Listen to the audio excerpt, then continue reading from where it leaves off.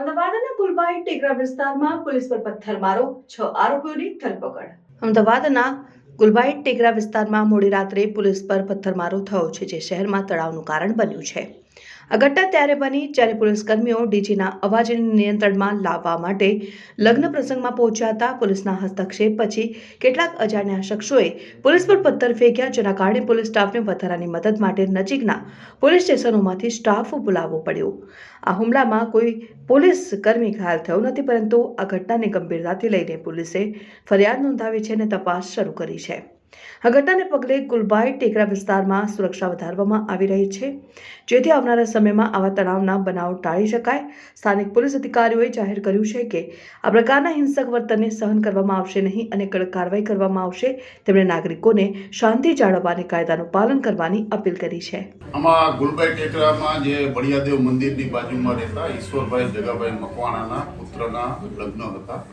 એ પ્રસંગે એમના પરિવારના સભ્ય મેહુલભાઈ ઈશ્વરભાઈ દ્વારા તેમના લગ્ન પ્રસંગે લાઉડસ્પીકર વગાડવા અંગેની પરવાનગી માટે ગુજરાત યુનિવર્સિટી પોલીસ સ્ટેશનમાં અરજી આપેલી હતી, જે અન્વયે ધીમું વગાડવાની શરતે ઓછી માત્રામાં અવાજની અને 18:30 થી 20:30 સુધી ફક્ત 2 કલાક માટે લાઉડસ્પીકર વગાડવાની પરવાનગી એમને આપવામાં આવેલી હતી.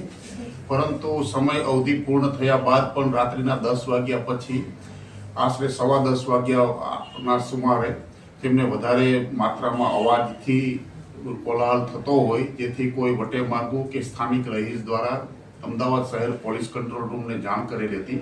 એ અમદાવાદ શહેર પોલીસ કંટ્રોલ રૂમ દ્વારા એ મેસેજની કાર્યવાહી કરવા માટે ગુજરાત યુનિવર્સિટી 1 મોબાઈલમાં ફરજ બજાવતા નરવતસિંહને સૂચના મળેલી હતી.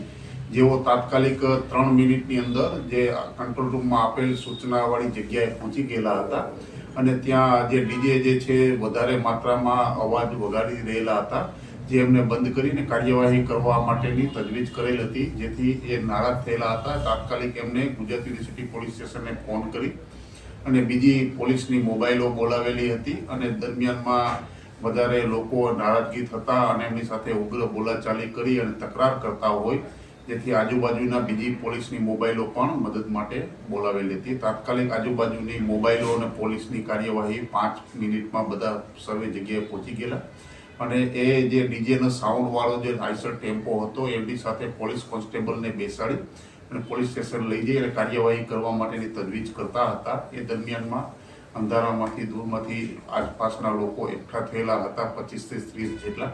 એમને પોલીસ ઉપર જે ઈંટો અને પથ્થરોના ઘા કરેલ હતા, જેના ભાગરૂપે આ નરવતસિંહને ગાલના ડાબી બાજુના ભાગે તેમજ કપાળમાં ભાગે પથ્થરો વાગતા સાદી ઈજા થયેલી છે અને હોમગાર્ડ જે હતા મદદમાં, એ હોમગાર્ડને પણ ડાબી બાજુના ભાગમાં વાગતા માથામાં આ મોઢાના ભાગે એમને પણ ઈજા થયેલ છે. આ બંને પોલીસ અધિકારી કર્મચારીઓ જે યુનિફોર્મમાં નિયત ગણવેશમાં સરકારી પોલીસની મોબાઈલમાં ફરજ ઉપર હતા એવું જાણવા છતાં આ પોલીસના ફરજમાં રૂકાવટ કરી, અડચણ કરી અને આપેલ સૂચનાની અવગણના કરતા તેમના વિરુદ્ધ નરવતસિંહ જે ગુજરાત યુનિવર્સિટી પોલીસ સ્ટેશનના હેડ કોન્સ્ટેબલ છે એમને ફરિયાદ આપેલી હતી, જેમાં જેમના ઘરે પ્રસંગ હતો એવા ધીરુભાઈ જગાભાઈ મકવાણા તેમજ એમના પરિવારના સભ્યો તેમજ આજુબાજુના રહીશો ધીરુભાઈ જેઠાભાઈ મકવાણા, દિલીપભાઈ ધનાભાઈ, વિનોદભાઈ રામાભાઈ વગેરે મળીને આશરે 25 થી 30 જેટલાનું ટોળું વિરુદ્ધ